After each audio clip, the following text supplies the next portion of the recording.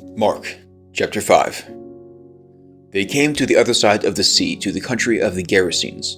And when Jesus had stepped out of the boat, immediately there met him out of the tombs a man with an unclean spirit. He lived among the tombs, and no one could bind him any more, not even with a chain.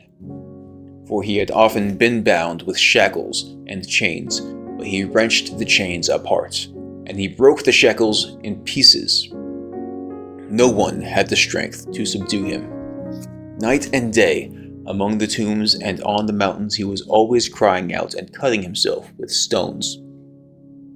And when he saw Jesus from afar, he ran and fell down before him, and crying out with a loud voice, he said, "What have you to do with me, Jesus, Son of the Most High God?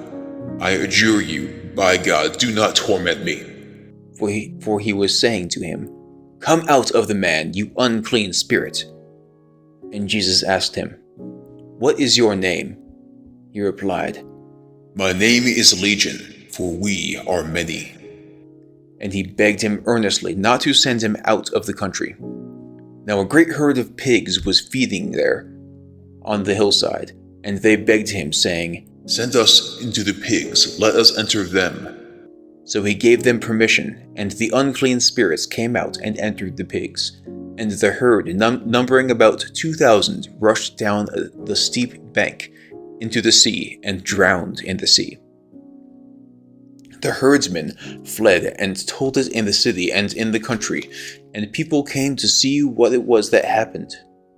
And they came to Jesus and saw the demon-possessed man, the one who had had the legion, sitting there, clothed and in his right mind, and they were afraid. And those who had seen it described to them what had happened to the demon-possessed man and to the pigs. And they began to beg Jesus to depart from their region. As he was getting into the boat, the man who had been possessed with demons begged him that he might be with him. And he did not permit him, but said to him, "Go home to your friends and tell them how much the Lord has done for you, and how he has had mercy on you." And he went away and began to proclaim in the Decapolis how much Jesus had done for him, and everyone marveled. And when Jesus had crossed again in the boat to the other side, a great crowd gathered about him, and he was beside the sea. Then came one of the rulers of the synagogue, Jairus by name, and seeing him, he fell at his feet and implored him earnestly, saying, "My little daughter is at the point of death. Come and lay your hands on her, so that she may be made well and live." And he went with him. And the crowd followed him and thronged about him.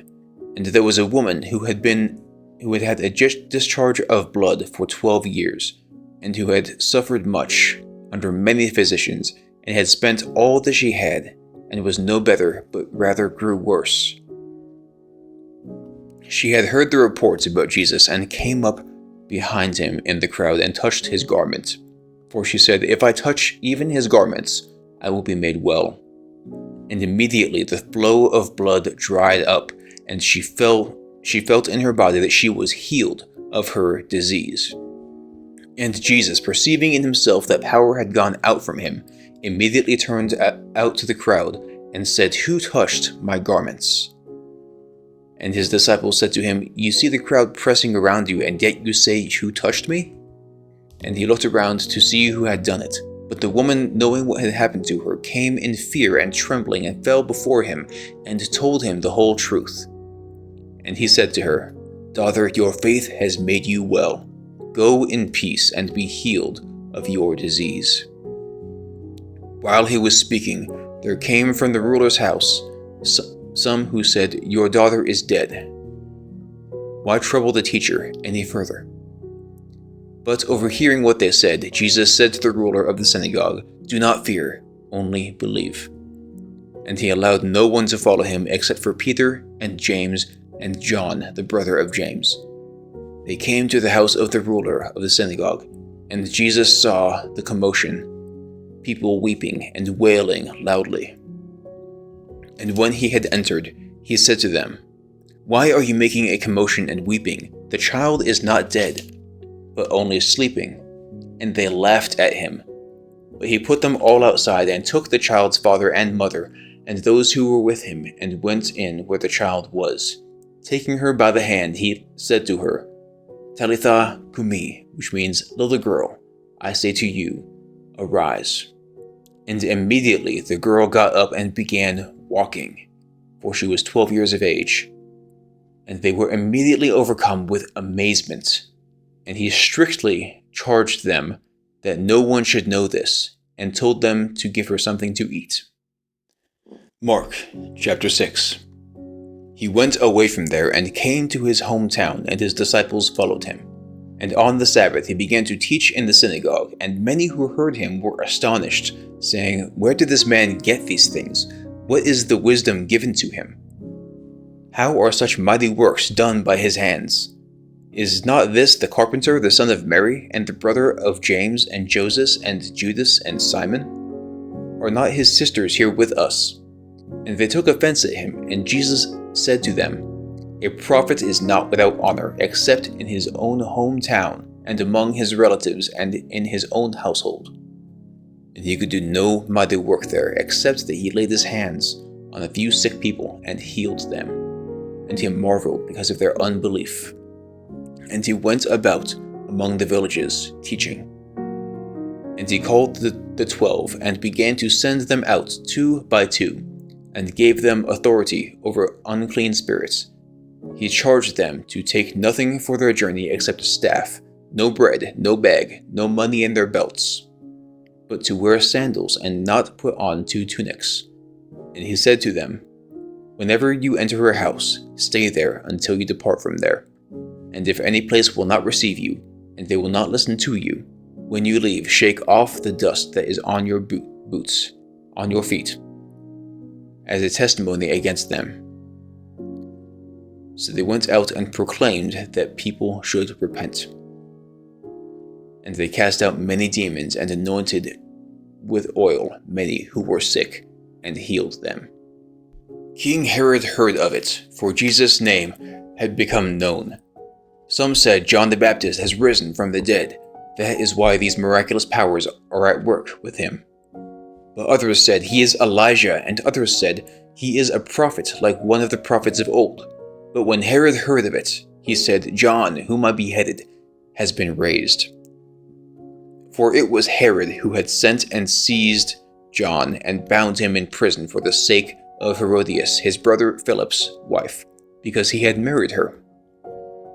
For John had been saying to Herod, It is not lawful for you to have your brother's wife. And Herodias had a grudge against him and wanted him to be put to death. But she could not, for Herod feared John, knowing that he was a righteous and holy man, and kept him safe. When he heard him, he was greatly perplexed, and yet he heard him gladly. But an opportunity came when Herod, on his birthday, gave a banquet for his nobles and military commanders and the leading men of Galilee. For when Herodias' daughter came in and danced, she pleased Herod and his guests. And the king said to the girl, Ask me for whatever you wish, and I will give it to you. And he vowed to her, Whatever you ask me, I will give it to you, up to half of my kingdom. And she went out and said to her mother, For what shall I ask? And her mother said, The head of John the Baptist. And she came in and immediately with haste to the king asked, saying, I want you to give me at once the head of John the Baptist on a platter. And the king was exceedingly sorry, but because of his oaths and his guests, he did not want to break his word to her. And immediately the king sent an executioner with orders to bring John's head. He went and beheaded him in the prison, and brought his head on a platter and gave it to the girl. And the girl gave it to her mother. When his disciples heard of it, they came and took his body and laid it in a tomb. The apostles returned to Jesus and told him all that had been done, and all that they had done and taught. And he said to them, Come away by yourselves to a desolate place and rest a while. For many were coming and going, and they had no leisure even to eat. And they went away in a boat to a desolate place by themselves. Now many saw them going and recognized them, and they ran there on foot from all the towns and got there ahead of them. When he went ashore, he saw a great crowd, and he had compassion on them because they were like sheep without a shepherd. And he began to teach them many things. And when it grew late, his disciples came to him and said, "This is a desolate place, and the hour is now late. Send them away to go into the surrounding countryside and villages and buy themselves something to eat." But he answered them, "You give them something to eat." And they said to him, "Shall we go and buy 200 denarii worth of bread and give it to them to eat?" And Jesus said to them, "How many loaves do you have? Go and see." And when they had found out, they said, 5 and 2 fish. And then he commanded them all to sit down in groups on the grass. So they sat down in groups by hundreds and by 50s. And taking the 5 loaves and the 2 fish, he looked up to heaven and said a blessing and broke the loaves and gave them to the disciples to set before the people. And he divided the 2 fish among them all. And they all ate and were satisfied. And they took up 12 baskets full of broken pieces of the fish. And those who ate the loaves were 5,000 men.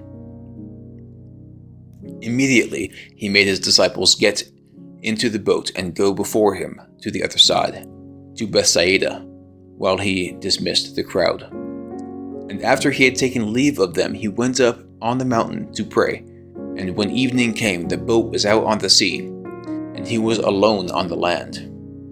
And he saw that they were making headway painfully, for the wind was against them. And about the 4th watch of the night he came to them, walking on the sea. He meant to pass them, but when they saw him walking on the sea, they thought he was a ghost and cried out, for they all saw him and were terrified. But immediately he spoke to them and said, "Take heart, it is I. Do not be afraid." And he got into the boat with them, and the wind ceased. And they were utterly astonished, for they did not understand about the loaves, but their hearts were hardened. When they had crossed over, they came to the land at Gennesaret, and moored to the shore. And when they got out of the boat, the people immediately recognized him, and ran about the whole region, and began to bring the sick people on their beds to wherever they heard he was. And wherever he came, in villages, in cities, or countryside, they laid the sick in the marketplaces, and implored him that they might touch even the fringe of his garment. And as many as touched it were made well. Mark chapter 7. Now when the Pharisees gathered to him with some of the scribes who had come from Jerusalem, they saw that some of his disciples ate with hands that were defiled, that is, unwashed. For the Pharisees and all of the Jews do not eat unless they wash their hands properly, holding to the tradition of the elders, and when they come from the marketplace they do not eat unless they wash. And there are many other traditions that they observe, such as the washing of cups, and the pots, and the copper vessels, and the dining couches. And the Pharisees and the scribes asked him, "Why do your disciples not walk according to the tradition of the elders, but eat with defiled hands?" And he said to them, "Well did Isaiah prophesy of you, hypocrites, as it is written, 'This people honors me with their lips, but their hearts are far from me. In vain do they worship me, teaching as doctrines the commandments of men. You leave the commandment of God and hold to the tradition of men." And he said to them, "You have a fine way of rejecting the commandment of God in order to establish your own tradition. For Moses said, 'Honor your father and your mother,' and whoever reviles father or mother must surely die. But you say, if a man tells his father or his mother, 'Whatever you would have gained from me is Corban, that is, given to God,' then you no longer permit him to do anything for his father or his mother, thus making void the word of God by your tradition that you have handed down, and that many such things you do." And he called the people to him again and said to them, Hear me, all of you, and understand, there is nothing outside a person that by going into him can defile him, but the things that come out of a person are what defile him. And when he had entered the house and left the people, his disciples asked him about the parable. And he said to them, Then are you also without understanding? Do you not see that whatever goes into a person from the outside cannot defile him, since it enters not his heart, but his stomach, and is expelled? Thus he declared all foods clean. And he said, What comes out of a person is what defiles him. For from within, out of his heart, comes evil thoughts, sexual immorality, theft, murder, adultery, coveting, wickedness, deceit, sensuality, envy, slander, pride, foolishness. All these evil things come from within, and they defile a person. And from there he arose and went away to the region of Tyre and Sidon. And he entered a house, and did not want anyone to know. Yet he could not be hidden. But immediately a woman whose little daughter had an unclean spirit heard of him, and came and fell down at his feet. Now the woman was a Gentile, a Syrophoenician by birth, and she begged him to cast the demon out of her daughter. And he said to her, Let the children be fed first, for it is not right to take the children's bread and throw it to the dogs. But she answered him, Yes, Lord, yet even the dogs under the table eat the children's crumbs. And he said to her, For this statement you may go your way. The demon has left your daughter. And she went home and found the child lying in bed, and the demon gone. Then he returned from the region of Tyre, and went through Sidon to the Sea of Galilee, in the region of the Decapolis. And they brought to him a man who was deaf and had a speech impediment, and they begged him to lay his hands upon him. And taking him aside from the crowd privately, he put his fingers into his ears, and after spitting, touched his tongue. And looking up to heaven, he sighed and said to him, Ephphatha, that is, be opened. And his ears were opened, his tongue was released, and he spoke plainly. And Jesus charged him to tell no one. But the more he charged them, the more zealously they proclaimed it.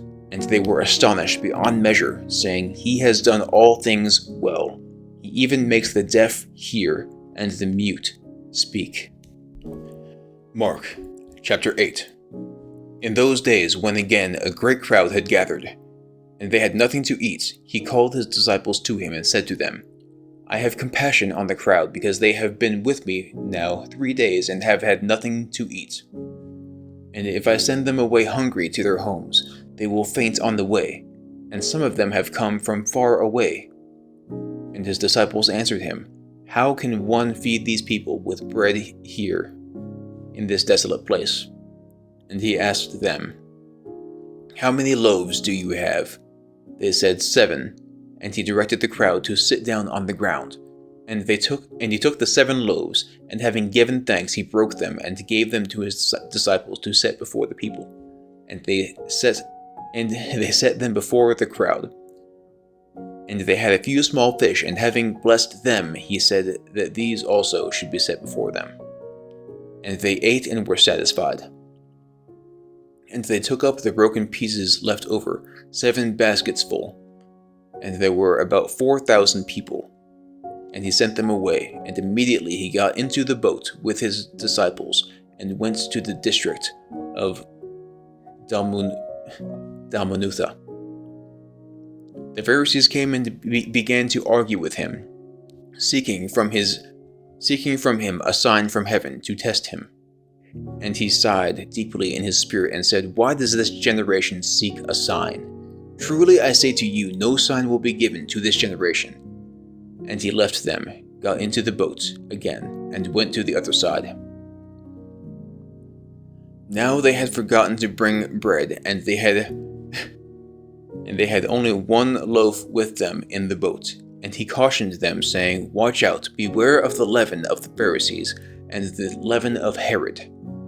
And they began discussing with one another the fact that they had no bread. And Jesus, aware of this, said to them, "Why are you discussing the fact that you have no bread? Do you not yet perceive or understand? Are your hearts hardened? Having eyes, do you not see? And having ears, do you not hear? And do you not remember? When I broke the 5 loaves for the 5,000, how many baskets full of broken pieces did you take up?" And they said to him, 12. "And the 7 for the 4,000, how many baskets full of broken pieces did you take up?" And they said to him, 7. And he said to them, "Do you not yet understand?" And they came to Bethsaida, and some people brought to him a blind man and begged him to touch him. And he took the blind man by the hand and led him out of the village. And when he had spit on his eyes and laid his hands on them, he asked him, "Do you see anything?" And he looked up and said, "I see people, but they look like trees walking." Then Jesus laid his hands on his eyes again, and he opened his eyes, and his sight was restored, and he saw everything clearly. And he sent him unto his home, saying, "Do not even enter the village." And Jesus went on with his disciples to the villages of Caesarea Philippi. And on the way he asked his disciples, "Who do people say that I am?" And they told him, "John the Baptist, and others say Elijah, and others one of the prophets." And he asked them, "But who do you say that I am?" Peter answered him, "You are the Christ." And he strictly charged them to tell no one about him. And he began to teach them that the Son of Man must suffer many things and be rejected by the elders and the chief priests and the scribes and be killed, and yet after 3 days rise again. And he said this plainly, and Peter took him aside and began to rebuke him.